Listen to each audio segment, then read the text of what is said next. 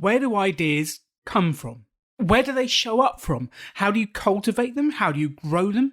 How do you take an idea that pops into your head and make it real? Because that is the essence of entrepreneurship. An idea comes to you, you take it, you grow it, you build it, you pitch it to people, you make it real, and you build a business. In today's show, I'm so excited to have Travis Shakespeare with me. Travis is the Senior Vice President of Unscripted Programming for BBC Studios Los Angeles. He oversees creative development for many shows, including the multi-Emmy award-winning Life Below Zero on National Geographic and the BBC's #1 motoring franchise, Top Gear America. As well as that, he, as a side hustle, produced the documentary Playing with Fire, which uncovers the financial independence community and tells the story of financial independence. And he built that whilst having a full-time job. And that has ended up on the Forbes top 10 finance documentaries of the last decade. So I am so excited to introduce to you Travis Shakespeare. The extraordinary belongs to those that create it. Rebelling against business plans and debt, rebelling against what society expects of us to build cool businesses, make money, have fun, and do good. Let's create something extraordinary together. Welcome to the Rebel Entrepreneur. Welcome to the show, Travis. I've been dying to have you on the show ever since I saw the documentary Playing with Fire, found out about what you were doing, and you are in one of the most creative industries, and you take ideas and you make them real. Do you have a process for that? I mean, how do you pull something out of your head and turn it into something real? You know, that is a very difficult question to answer, to be honest with you. I've been thinking a lot about it, especially over the past couple of months during the COVID lockdown. And you know, there is some mystery to the process, I think, but there are anchors and stakes along the way that can help, let's say, elicit the mystery, the mysterious help from beyond that's required in all creative enterprise. Yes. And, you know, we can go through some of that, but it's a complicated process. There are certainly days when I sit back and I think, I kind of sit back and wonder at the fact that it even happened, that we got from the idea to the product. I don't know if you've ever had that experience as well. It's like you have an intention, an idea, and next thing you know, it could take a month, a week, 2 years, 10 years, but suddenly it appears in material form in the world. And what happens in between the intention and the materialization? I think that's the big question. That is absolutely the question. It's what's in between the two, because I think entrepreneurs have ideas. There are ideas out there, and most of the people listening to this show have ideas. And whether they're good ideas or not is a whole nother thing, and I've had plenty of ideas. But it's that, where does that spark come from? The idea comes, and then between the two. And I know in my career, sometimes you look back and go, I had that idea ages ago and I wrote it down, and I can't even remember writing it down. But all of a sudden it's real. That's right. I mean, it's funny because like with Playing with Fire, I remember very specifically I had gone on Chautauqua with J.L. Collins, Mr. Money Mustache, Brandon the Mad Scientist, and Jeremy from Go Curry Cracker. And at the end of the week, I went to them and I said, if I make a documentary about this, will you guys be in it? And that was in like 2016 or 2015. And then it took several years and meeting Scott Rickens before that actually became a reality. So that's really interesting. You had the idea. Was it at Chautauqua that you had the idea? Yes. And this is how it happened. I felt so much gratitude for what they had brought to my life that I thought, is there anything in me that can help to promote this subject matter in a broader fashion? And of course, because I work in TV and film, you know, I was like, naturally, I could do a documentary. I didn't know what the documentary would be. I just knew that my skill set combined with that idea could become something. I love that. So the idea for Playing with Fire, and just for the audience, Playing with Fire is the documentary about financial independence. You can find it online and check it out. It's a fantastic look into the community and the subculture that Travis is talking about. But the idea was kind of born out of gratitude by the sounds of it. That's right. That's right. It was born out of gratitude. And I think that, having a strong emotional component is vital for any creative endeavor. I think the worst way to come up with an idea is in a sterile, non emotional space, because there must be passion. And anybody listening who's an entrepreneur or an artist knows that to get something from point A to point B requires enormous effort, patience, cultivation. And if you don't have a strong emotional start to that, then it just won't catch fire. That emotional start can be, like in this instance, gratitude, which is really love, or it could be fury, sadness. These things are required in order to fuel the creative process, in my opinion. And in the case of entrepreneurship, you can probably speak better to this than I. What is the emotional package there that's fueling the fire? I think it's different for everyone. I mean, I take myself for pop-up business school. Mine was anger. I'd been through a process to help people start businesses that was business plans and loans and debt that nearly put me off. And I was angry with the way it was taught. And that passion, that energy, that anger was what drove me to get out there and say, this needs to change. And that was the energy. Mine came from anger. And one of the techniques we talk about at Pop-Up Business School is actually the rant technique. What gets you angry? What makes you mad? And it actually doesn't really matter where the emotion comes from, whether it's love, whether it's anger, whether it's passion, whether it's something that needs changing. But I agree completely. It's that emotion that drives the energy and the ideas. That's right.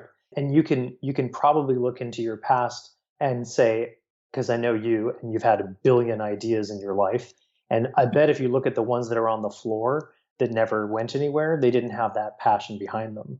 Yeah, because it just doesn't find the drive. It doesn't find the drive. And some of them have been great ideas. Some of them have been fabulous ideas, but I just haven't had the drive to make them happen. And you're absolutely right. The amount of energy it takes to bring an idea to reality is unbelievable.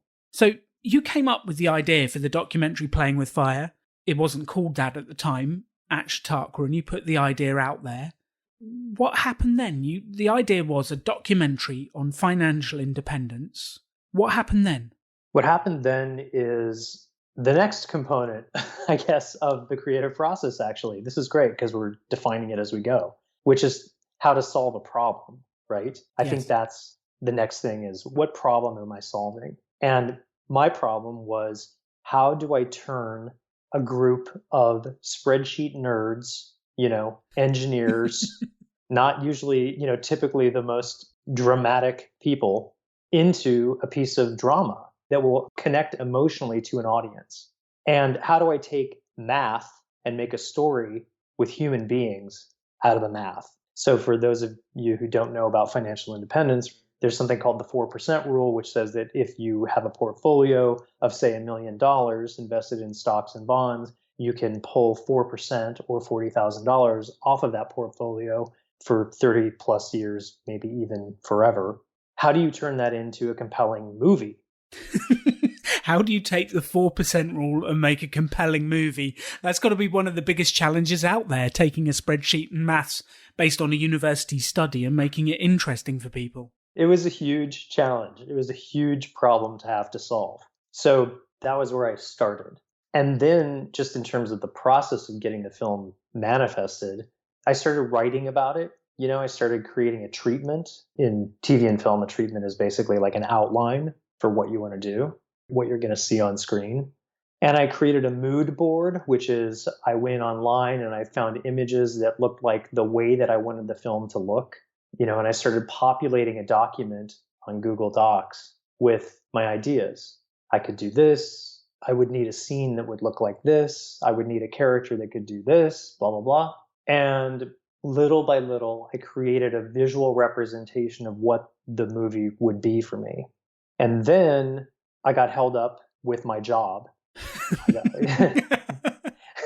I actually cast the whole movie. I called everybody that I could find in the FIRE movement. And I said, will you be in the documentary? Will you be in the documentary? And I locked everybody in. So I knew that I had all the experts that would participate. But what I didn't have was the central narrative driver of the story itself.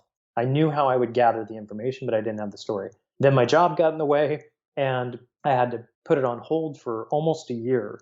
Wow. And just as I was coming out of the clouds of the demanding project that I had at my job, I heard Scott Rickens go on a podcast and tell his story about how he and his wife had just discovered the financial independence community, and he wanted to make a film and had started documenting his own life. And I was like, that's my driver. That's exactly the piece that was missing. So this goes into the mystery, right? Because at a certain point, when you take action toward something that you have a strong feeling about and a problem that you are really trying to solve, something intervenes and starts helping. This is where we go a bit woo-woo, Travis, and start talking about the universe and things happening, and I know this is coming. But it is true. It always happens. You meet the right person. Suddenly the financing shows up. Alan Donegan knocks on your door. And says, we're going to do this. Let's make it happen. That's right. Help does come. I've been trying to find this quote. There's this amazing quote that I can't find it. I forget who said it, but it's something like, if you simply take the action and move in the direction of your dreams, the universe will respond. Now, I don't think that it's really woo-woo, because I think of these things in sort of chemical and physical ways. So like if you throw a rock in a pond, it creates ripples, which is basically a form of energy. And if you take bait and you throw it on the forest floor, birds will flock to it. So it is a fundamental principle in nature that if you push energy out into the system will respond. Is that woo-woo? No, it makes complete sense. You've actually described it better than I ever could, which is probably why I wanted you on the podcast. I've never been able to describe it in such simple terms, because I've always said I have the idea, then I start doing stuff, and I think the bit you described about the mood board, writing the treatment, writing it down is one of the most critical elements of making ideas real that I've ever come across. And then the next step, which you did by ringing everyone, is the telling everyone you're going to do it. And I think that's the missing step in a lot of entrepreneurs' plans, is they have the idea, they maybe even get some energy to write some notes, and then it just noodles in their brain. And they don't take the next step, which is actually throwing the bait out, throwing the stone in the pond, like creating that thing that creates ripples. And you've described it far better than I could, but it's that pitching it. And that's where my magic happens, is I have an idea and then I go and tell everyone, anyone I can find who will listen, and their responses tell me whether it's a good idea or not. And that's right. If I do it enough, you're right. Like, the people I pitch to rarely are the right people. But if I do it enough, the universe eventually throws the right person at me. And I don't know how that bit happens. I really don't understand that bit. But it's between idea, write it down, and then share it everywhere. There's some kind of magic that happens there that finds you the right person, the right piece, the right thing. Yeah, and do you have any tips on how people can... I always want to make it happen, Travis. I'm very much a driver. I want to make it happen. And I've not yet found, like, what's the secret to that middle piece? Well, the middle piece of declaration? Yeah, the sort of, how do you make the universe respond? How do you get the ripples? How do you... Yeah. The bait, you magicked up Scott Rickens as the star of the show. Or maybe Scott was out doing it and he magicked you up. I don't know. Right. But something happened there where you two came together through a podcast, and the chances of that are unbelievably small. That's right. So one thing that occurs to me is that the declaration piece, I think, is absolutely vital. I think that it's also extremely scary for people to do that. You're amazing in your fearlessness. I've always admired that about you. But to go out and declare something into the world can be really frightening to people. And I think that the antidote to that fear is cultivation. Okay, so let's back up in our process. You have an idea, you start taking some efforts, like making a mood board or writing things down. There's a wonderful dancer named Twyla Tharp who has a book called The Creative Habit that I always really loved. And she creates dancing. Like, out of thin air comes all these dancers in unison doing something that becomes art. Like, how the hell do you do that? And she says you start with a box.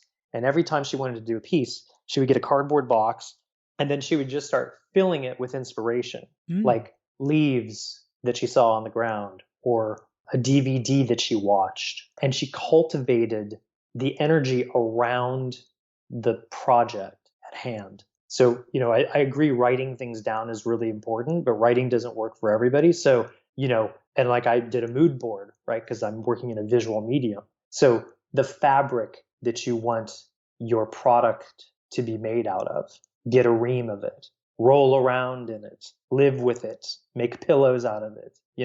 Say you want to become a dressmaker, find the fabric, spend time in the fabric store, talk to people about fabric, cultivate. And what will happen as you do that is it will gain power. The project will start attracting more energy and more attention from you. You'll start dreaming about it. You'll start dreaming about your dresses and your Etsy shop. Do you guys have Etsy in the UK? We do indeed, yes. Okay. So you'll start dreaming about what the storefront looks like. So there's visualization. Maybe there's songs that cultivate the energy or the feeling of the project that you're trying to inspire. And I think for me, once I have a strong enough starter, so let's think about sourdough bread, right? You've got to get your starter going. Yes, let's think about sourdough bread. Shall we? This might be a distraction, yes. Can we please think about sourdough bread and how good it is? But you have to start out with the mystery of the bacteria and whatever it is that gets in there that starts creating your bubbles and eating away at the starch, and it becomes alive, literally. It literally attracts life out of the system. That's the magic part. I get how people go, oh, it's woo-woo, but you don't want to do that because it's actual physical process that's happening. So out of the thin air, out of the invisible air come these bacteria and yeast and everything else that mix together. And over time, which in this case is just overnight or a couple of days or something, you have this magical starter. And then you have to rise your bread. And then you have to stick it in the refrigerator again and cover it up. And like the whole process of making sourdough bread before you get to turn on the oven, stick it in there and pull it out and have a beautiful, warm, lovely, yeasty smelling, fresh piece of baked bread to go with your soup. I've just drifted off to San Francisco and eating the sourdough bread by the pier. That's right, with the clam chowder. It's unbelievable. Incredible.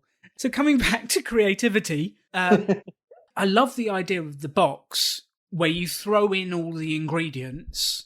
I'm imagining entrepreneurs now, like if you're listening to this show and you're thinking, I want to run a business, I want to do something, but I don't have the idea yet. Where does the idea come from? Well, you've got some practical steps here of find the box or your digital version of the box.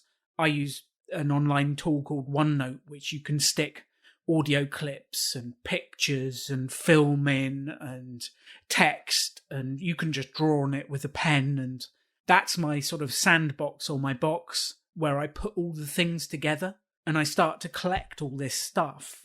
And then it starts to, you're right, coalesce into something.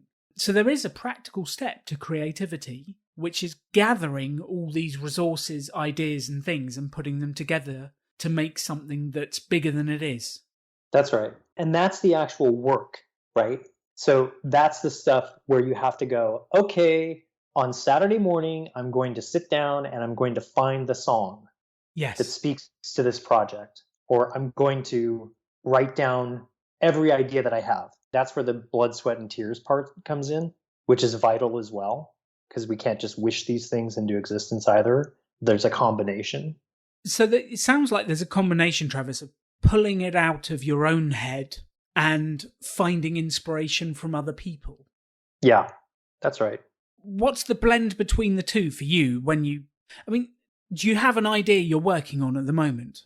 I do. I have a couple of different ideas. One is just around this topic of creativity in general. I've been thinking really long and hard about this during the entire COVID lockdown. I've been putting my development team through a bunch of experiments to see if I can crack the code on how to make creativity productive, which is a big part of my job because I work in a creative field. And then I also have a scripted series that I'm working on based in Alaska that I'm very much in the cultivation process on right now. Interesting. Yeah. So if we take the project with the team where you're trying to make creativity into something productive, your goal is to help the team be more productive. So you've got a goal. Where did you get the ideas to put them through? Where does this come from? So you've got your goal. You know you want the team to be creative and to produce ideas. What do you then do there? How do you go from that goal to an idea that you implement? So, again, I ask myself the problem that I want to solve is let me back up for a second. When I first thought of this idea, I was thinking about, so we're knowledge workers, right? Yes. And knowledge workers are unfortunately subjected most of the time to a factory floor model of production. So after agriculture, we went into the Industrial Revolution. They put everybody on the factory floor and you got to create your own little widget in the factory line. And that was translated into cubicle farms where we all slave away, in misery under fluorescent lights. I mean, it's just the worst possible environment you can imagine for creativity. And yet that's our norm. So when COVID struck and we all had to go work from home, I saw a huge opportunity open up whereby we were relieved of the bad environment and I could start working with each individual in a new way. Like it was a great opportunity because everything broke, the system broke.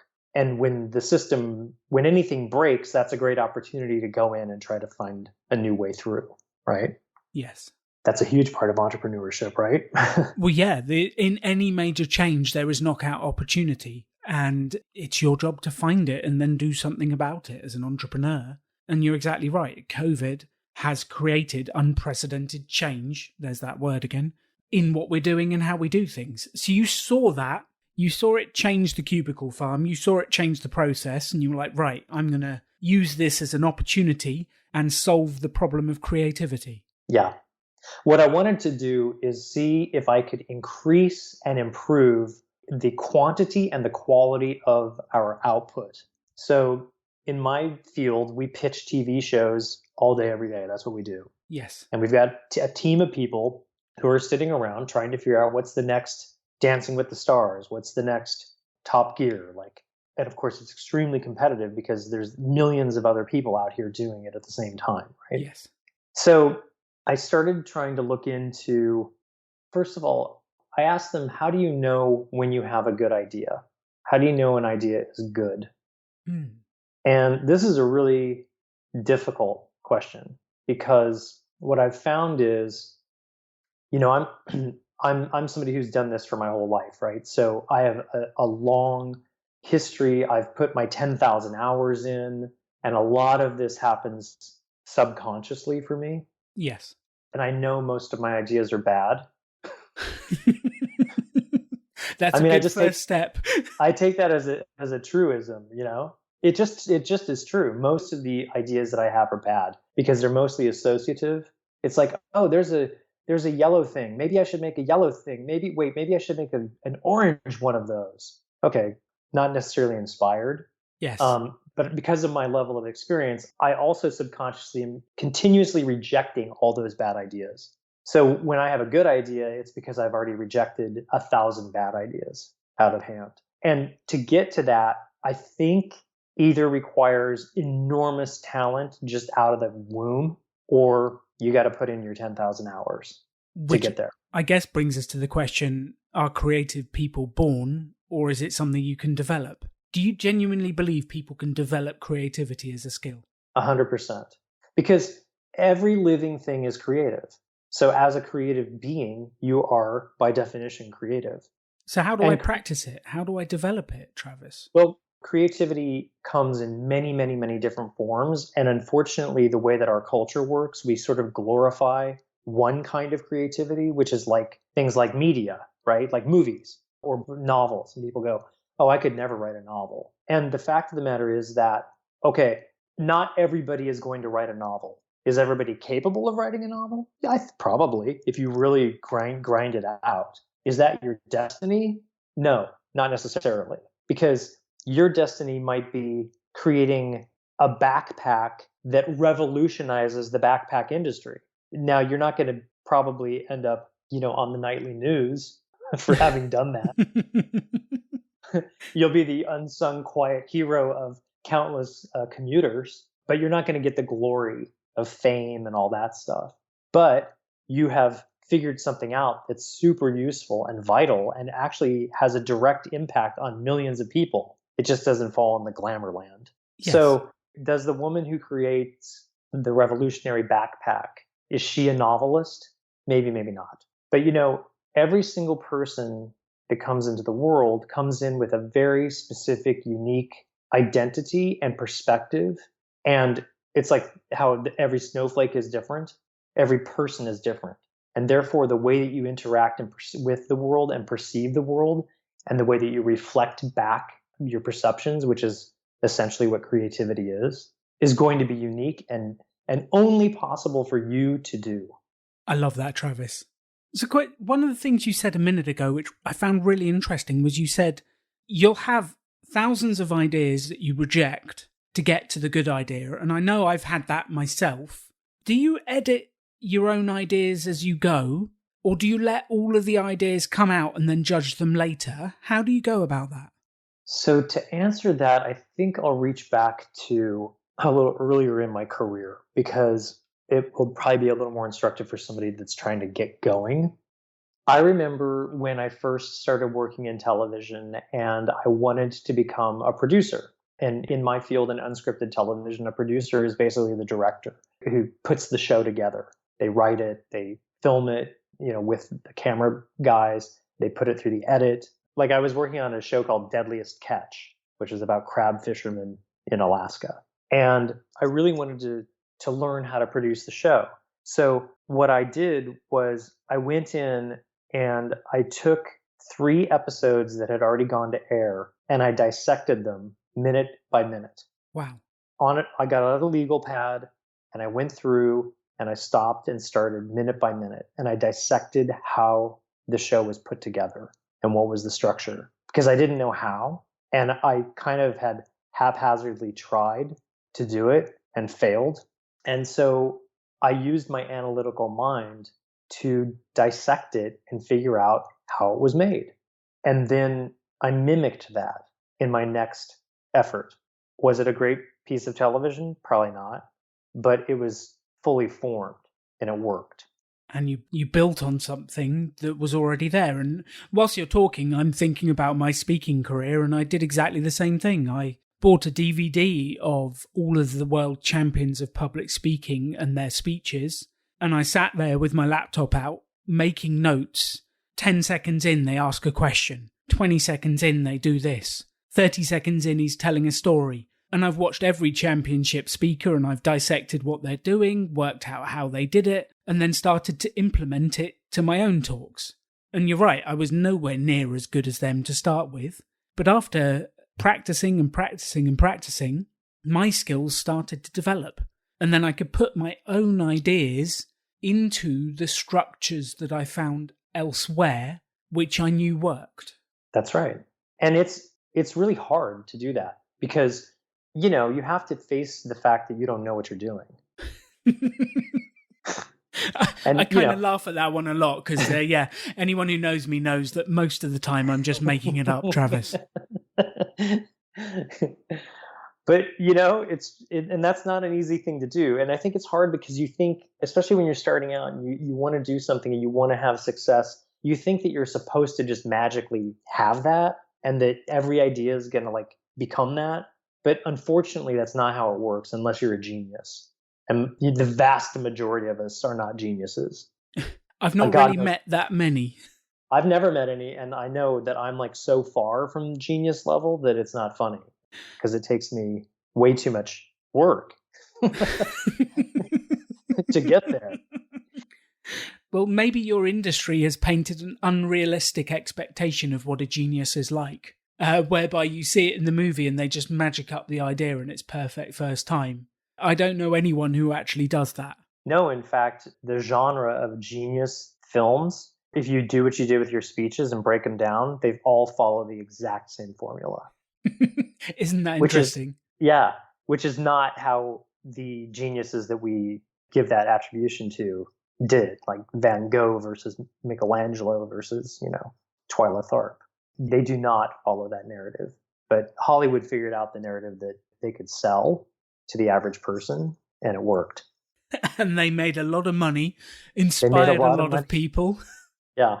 But the view of genius that I loved was the Einstein one, of him sitting there running thought experiments in his brain. And he sits there and he imagines things happening. And that was his genius and creativity. And I love that. And, I can sit in a comfortable chair and imagine things. I can do that. And if I do it repeatedly, I kind of test it. And eventually I see of a way that I might be able to make it work, which I go and test in real life.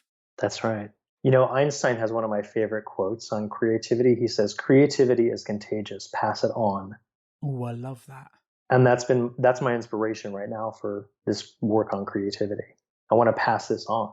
So for all the people listening to the show, what do you want to give them? Like if there was an idea, a thought, a process, an exercise, what would you tell people to do? What do you want to give them or make them do? Well, you have to come at creativity from the emotional side and the practical side.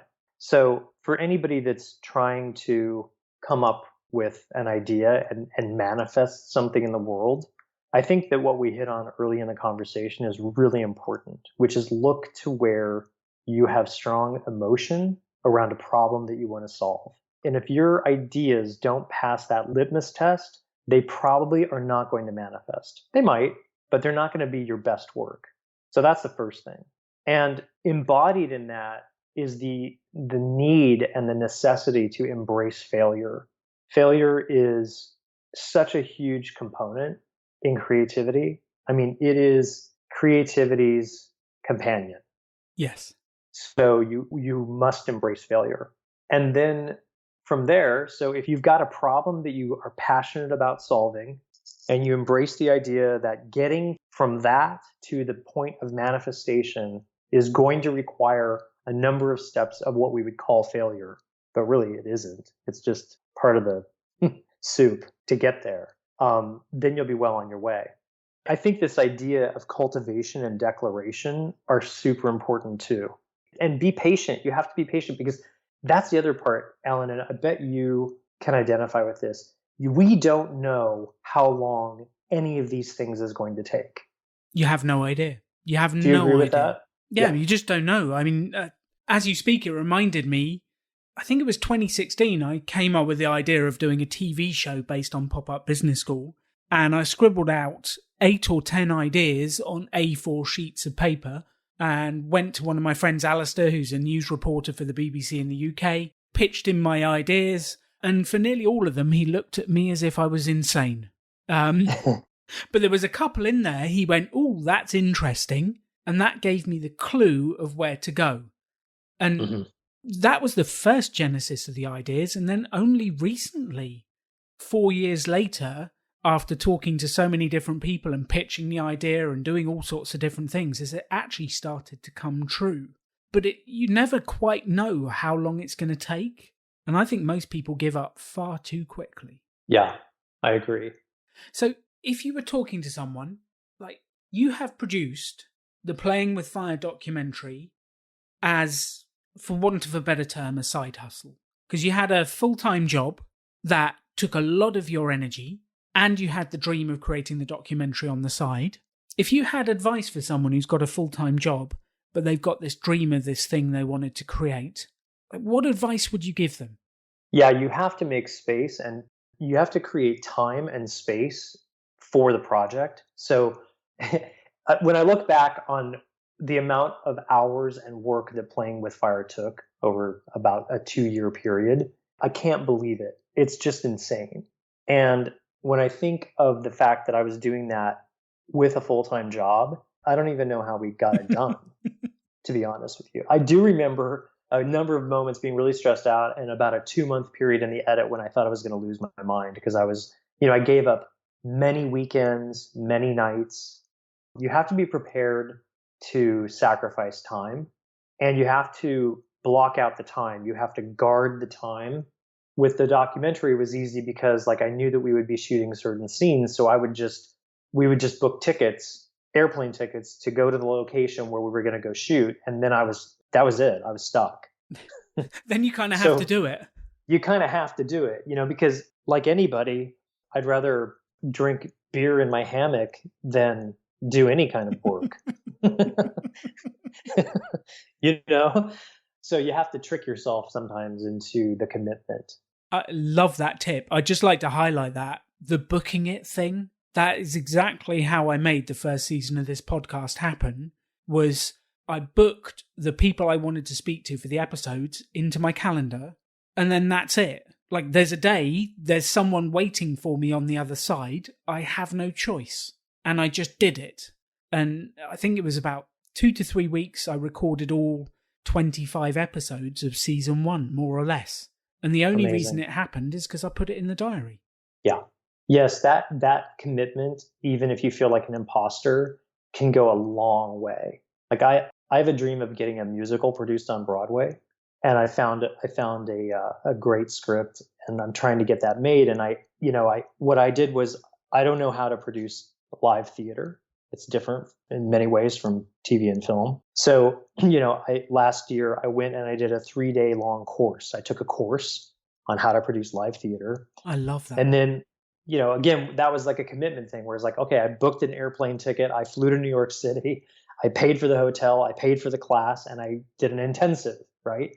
And now I'm just at the beginning stages of finding investors for the project. So, there's a certain outlay of cash that has to happen for legal purposes. And that's another form of commitment that sort of ropes me into the project. Because it's okay, are you going to spend $5,000 on legal fees for this thing just to get it going? And I look at it and I literally have that fight with myself. I'm I'm not spending $5,000 on this. That's a lot of money, There's a lot of beer in the hammock. Exactly. Think of all the beers that I could drink instead of, but that's just it, But I know that in order to activate myself and force the commitment, that once I spend that money, another part of me will come up and be like, well, dude, you just spent $5,000. Don't be a jerk. Get on the phone. You have to Make do it. the phone calls. Yes. Yeah. You're letting us down over here. Yeah, this is your financial team in your head. You're letting us down, Travis. Exactly. Come on. So I think that's really useful. And I wanted to go back really briefly to the idea of passion and solving a problem, because I know that some people out there are probably thinking, I don't have a passion. I don't know what I really care about. And I think that something that you said, which is a great tool for any salesperson, is to float ideas and see what the world responds to. Yeah. So if you don't necessarily have some great love or some great anger that's fueling your fire, if you get enough feedback, like with my musical, I'm starting to pitch it out to a bunch of different people in New York City who are in the business. And I can tell it's hot because of the level of response that I'm getting. Yes. Which that then tells me, okay, you got the right piece of project here. So I think that's a good go around. If you can't figure that, what am I doing with my life? Peace out. The world can help inform you if you listen. Yeah, I think you're exactly right. If you can listen to the universe, and by universe, I just mean people and energy. And you're exactly right. The only way to know if the project will work or not is by the responses you get. And if people are buzzed and excited, if they're responding well, that's the sign to dive into that one. I've pitched many ideas to crickets. And I know to move on swiftly. And Travis, one of the things you said a second ago, which really inspired me, was that you didn't know how to produce a Broadway show, so you booked yourself on a course of how to do it. Mm-hmm. And that, I think, is incredible. When I was in LA last time, I just Googled, how do you do a TV show? How do you do an unscripted TV show? And there were training courses. And they were surprisingly cheap. I booked myself on and I would go weekly on different courses to learn things. And I think you are an Emmy award-winning producer of TV shows, and yet you're humble enough to go back to a course and learn from someone else. Have you always been a lifelong learner? Do you see yourself like that? What makes you want to go on courses and do this stuff? I am a lifelong learner. I love learning. It's just a great joy to me in life. I don't know if humility, I guess it is humility because I've had my butt handed to me enough times in life to know that if I don't know something, it's worth trying to figure it out before like sticking my hand in the fire, you know? Yes. And also, there are people who've figured stuff out that can shortcut you, that if you did it all on your own out of your own pride, you're like, I'm going to do this myself. I don't need anybody's help. All you're doing is creating more work for yourself because a lot of people have already figured out the nuts and bolts, and you can just copy that and save yourself a lot of heartache. Believe me, there's so much other difficulty in the path between idea and manifestation that you're going to want some shortcuts. It's amazing when you go and learn from someone else how you can compress 10 years of learning down into a year of or a week of education that can then expedite you past a lot of the simple barriers and allow you to spend your time and energy on the stuff that actually makes a difference. I completely agree. The amount of time and energy I've spent on training courses and learning, I don't think it matters where I am on that process. I always remember listening to Craig Valentine. He was the 1999 world champion of public speaking. And apparently he won the world championship of public speaking. He's flying home to see his family. And on the way home, he stops for a book to read on the plane. And you know what he buys a book on? What? How to improve his speaking skills. Right.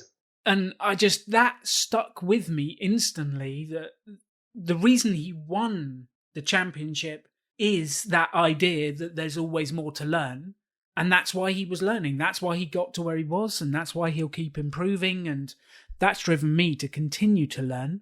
And actually, I think that's part of the creativity as well, because you go learn this stuff and it inspires you with all sorts of ideas and energy and ways to do things.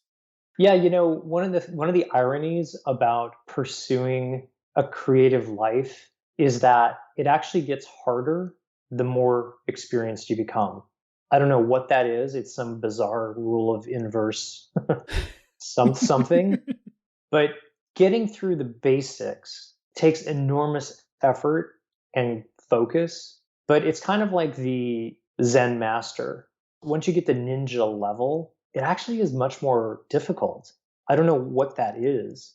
Interesting. But the level of complexity increases as opposed to decreases. Like on Playing with Fire, I haven't really talked to people about this, but for people who've seen them, so for anybody who's seen a documentary, there's a very typical thing that happens where talking heads will come in and they'll kind of tell you what's going on. And it's just part of the genre, right? Like you see some B-roll pictures of like a city and you hear a guy saying, you know, cities are really complex. They're like living beings, you know, they have trash and they have sewers and blah, blah, blah. And you're seeing pictures of the cities, right? Yeah. So with Playing with Fire, I didn't want to do that. And I wanted to use sit-down interviews in a novel way. And so it took me a while to figure this out. But what I did was I thought back to the ancient Greek plays where they employed a chorus. So for anybody who's studied playwriting, there's probably like two of you out there. The Greeks had this thing where you would see action on stage and then there was a chorus down in the front that would comment through like basically religious commentary on what was happening in the action. So like a brother would kill his brother, and then the chorus would say, oh, this is exactly what Zeus said not to do in the world, because this is the consequences of murder and blah, blah, blah. And so that's what I tried to do with the chorus of experts in Playing with Fire, was they both drive the action and comment on the action instead of create the actual narrative itself. Does that make sense? It does. Yeah, it's a completely different way of doing it to bring a different spin. Yeah. And I looked everywhere to find an example of how that worked in documentary filmmaking. And I would love if anybody listening can tell me where. I could not find an example of that being done. And so my editor and I were like sitting there, we're like, did we just invent a new way of telling stories through documentaries? I'm sure that we didn't, because I don't think that there are any new ideas fundamentally. Well, the Greeks came up with it. I'm afraid they beat you by a few thousand Right, years. exactly. But the Greeks did it. But as far as we could see, like nobody's ever applied the Greek rule of dramaturgy to the document. You know what I mean? Yes. So that was so fun to try to crack that. And that's what I'm talking about the level of complexity. I think the level of complexity comes that actually when you're a beginner and you're throwing an idea out into the world, you don't know what you don't know, so you just do it, and then you figure it out along the way. Whereas if you understand the subject too well, you try and think through everything before you even start, and it becomes more challenging. Yeah, it's so weird how that happens. Anyway, let's not discourage people from getting going. Well, that's part of this, is taking an idea and getting going and getting it out there, and definitely. So look, Travis, number one, thanks for listening to The Rebel Entrepreneur. You need to watch the Playing with Fire documentary to see what Travis created. I think it's a fantastic example of creativity. And yeah, having listened to this, I'm sure you're inspired to do it. I've watched it 3 or 4 times now, and it is an excellent example. And Travis took that problem of how do you make spreadsheets and the 4% rule interesting and turned it into a documentary with Scott Rickens. So definitely get that. Where can they find a copy, Travis? So we're on all the major SVOD platforms, Amazon, iTunes, and so on. There's also our website, which is www.playingwithfire.co. Excellent. So make sure you check that out. And the next project of producing a Broadway show, where are you on that one? What's happening with that one? So as I said, I'm just starting to get investors lined up. I'm trying to attach a director and looking at attaching talent. So early days on that one. The COVID thing is going to be an interesting problem to try to solve as we go through this, because live theater has all but shut down completely. But I'm hoping that over the next year, I'll be able to raise the funds that are required. It's the biggest raise I've ever tried to get. A Broadway show costs something like $1.5 million to open. Wow. That doesn't include weekly costs. So it's a big raise, but I'm excited. I have a really amazing story, and it's very timely. And like I said, I feel like there's some heat around it. So I'm feeling very optimistic about that project.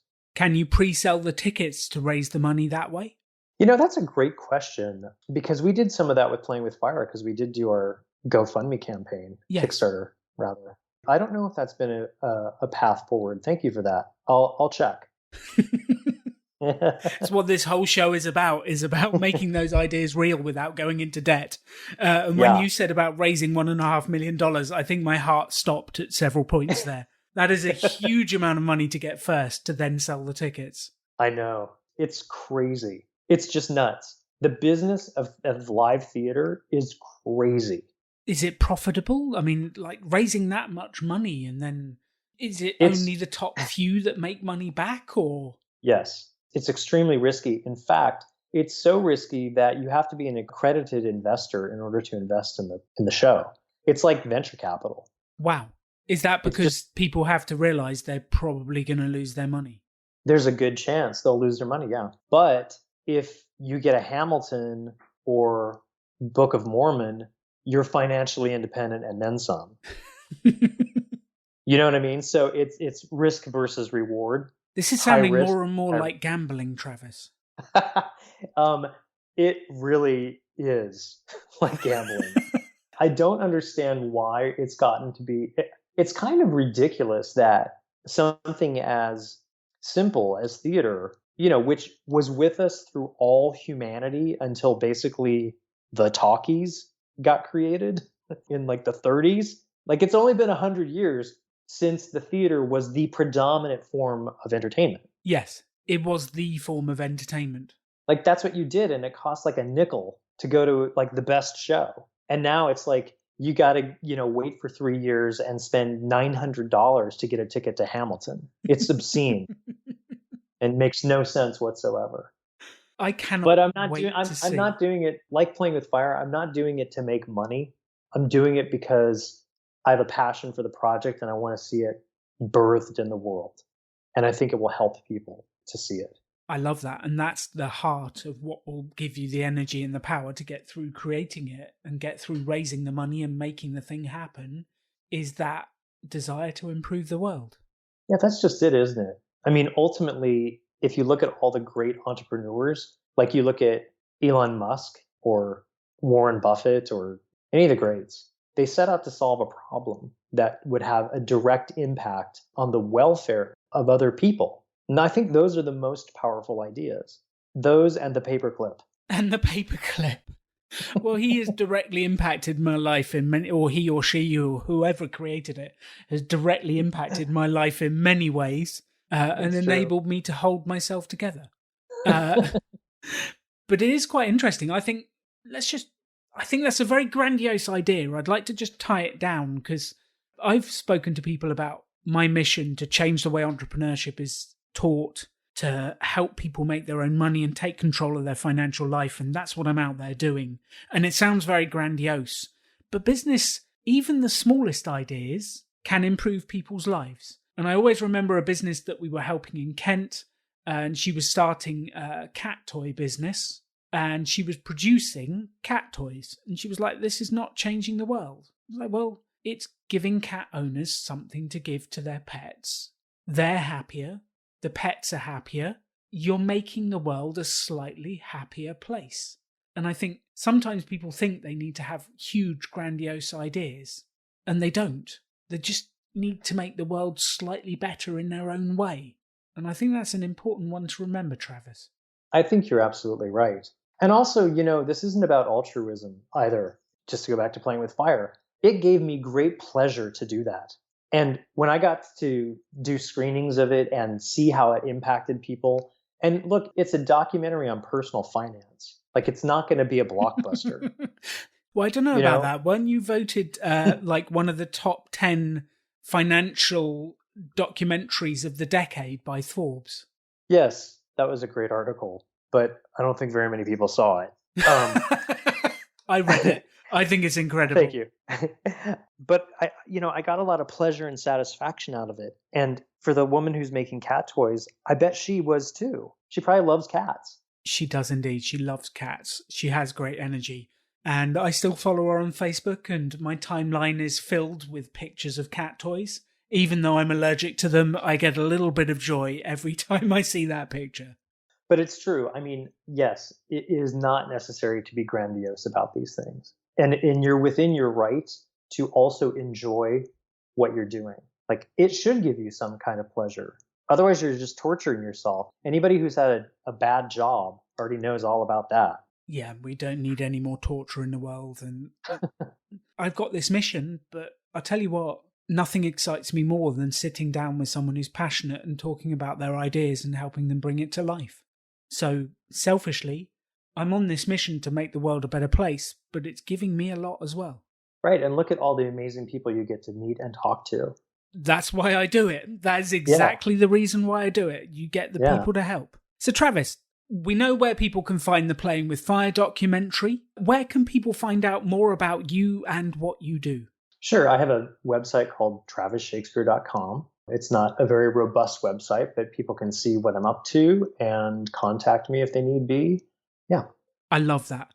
Is there a creativity exercise or something you would ask our audience to do to improve their skills? Is there some homework you can set us? Because, we're all a bit of a geek here. We love a bit of homework. If we were to improve our creativity skills, what would you tell us to go off and do? So I'll give you two ideas. One is to come up with 100 ideas. And I would do that in a relatively short amount of time. Like, I would time myself to sit down for an hour a day and do that every single day until I got to 100 unique ideas. The reason for that is because that's an effort to get to the one out of the 100 that's an okay or good idea worth manipulating and worth thinking more about. Because 99 of them are either going to be bad ideas, untenable ideas, or you're just not going to be into them, like making paperclip holders. That'll put me to sleep in 2 seconds. But it's an idea. It is an idea, yes. Refining the ballpoint pen. You know what I mean? So I would do that. And the other thing is, one thing that we've been experimenting with are time blocks, which I think are very, very important, because kind of like making the outrageous commitment that we discussed, like spending $5,000 to hire a lawyer to do this thing. And I wouldn't suggest people do that on a first outing. Like, make sure you know what you're getting into if you're going to drop that kind of money. But having a container that is a container that you are committed to, I think is very powerful. So we ran experiments with 3 different kinds of time blocks. And I think everybody works in their own way. So you might try this out. Try all 3 out. First, try working in 20-minute stints 5 times a day. So sit down with a timer and work on your project, work on your creativity, do your mood board, writing your stuff, ideate, jot down your ideas for 20 minutes at a time, 5 times a day, and block that out on your calendar. The reason why I came up with that one was because that approximates what happens when we're in a busy world, or what happens like when we're at our jobs. Most people don't spend 8 hours working at work. Most people spend something like 3 hours working and 5 hours walking to the kitchen and talking to their colleagues, whatever. I think that's even generous, Travis. Oh, really? Yeah, I know. I mean, depending on the job. If you're working in the government, it's like you get 20 minutes of work done a day. But so for those of you that are in a cubicle, or when you get back to the cubicle after COVID goes away, you can do this timing, and instead of like wasting time watching YouTube videos, take 20 minutes, block it off, put your headphones on, and work. So that's why we tried that. The next is to do a 90-minute time block. And the reason why we like the 90-minute time block is because there's been studies about the human brain and the brain cycles. And it turns out that 90 minutes is a good amount of time to really do creative thinking and then take a break.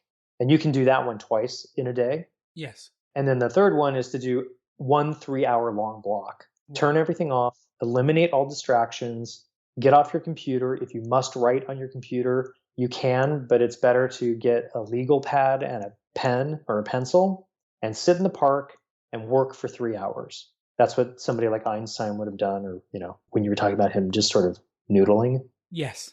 And just sit there for 3 hours and noodle. Now, we found that that's the most challenging, heads up, but it's worth the exercise because you enter a level of creativity that deepens over time. You'll basically go through that 90-minute block where you'll start needing a break and you'll want to get up and leave and abandon the experiment. But then you recommit to another 90 minutes and a new level will emerge. How's that? It's incredible. You've given me something to do. I love the 100 idea thing, and I think you're exactly right. That is something I have done repeatedly throughout my career and works really well. And I see creativity as a muscle. And if you use it every day coming up with ideas, you get stronger and stronger and your ideas get stronger. Mm-hmm. I love the time boxes. And I would have said to you, I'm a 90-minute man. I can sit down and I can put out my ideas, and 90 minutes to 2 hours and I'm probably spent and I need a break and a reset. I've not really tried the 3-hour thing. So that's my mission. That's what I'm going to do, is I'm going to have a go at a 3-hour creativity session. I'm going to schedule it in and I'm going to go away and do it. And thank you for those exercises and those thoughts. And that's what I'm all about, is what can you actually practically take away and do? And you've given us 2 great things to go off and do. Excellent. I look forward to hearing how that goes for you. I will report back. And if you're listening to the podcast, please also report back and let us know how the 100 ideas and the time boxing of your creative efforts go. Travis Shakespeare, you are a legend. Thank you so much for coming on the show and sharing your wisdom, your ideas, and your energy. And if there's anything I or the audience can do to support you, we are here to help. Thank you so much, Alan. This has been really, really fun. Appreciate it. Excellent. Check out playingwithfire.co. watch the documentary and have a look. Thanks for tuning in. This is The Rebel Entrepreneur, and goodbye. You can have any life you want to. Choose to build something cool. Choose to take action. Choose to work to make your dreams become reality. Stand out. Be different. Be yourself. Be a rebel entrepreneur.